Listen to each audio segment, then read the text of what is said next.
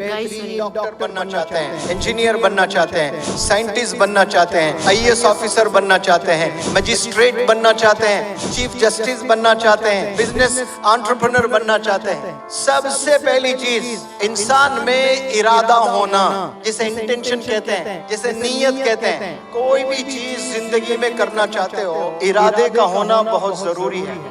वो काम भले अच्छा हो या बुरा हो। अच्छा काम है, बहुत मेहनत करना है। बुरा काम है, बहुत छुप छुप कर करना होता है, बहुत डर डर कर करना होता है। घर वालों से डरना, पुलिस वालों से डरना, समाज से डरना, लेकिन फिर भी कामयाब हो जाता है बुरा काम करने में। क्यों?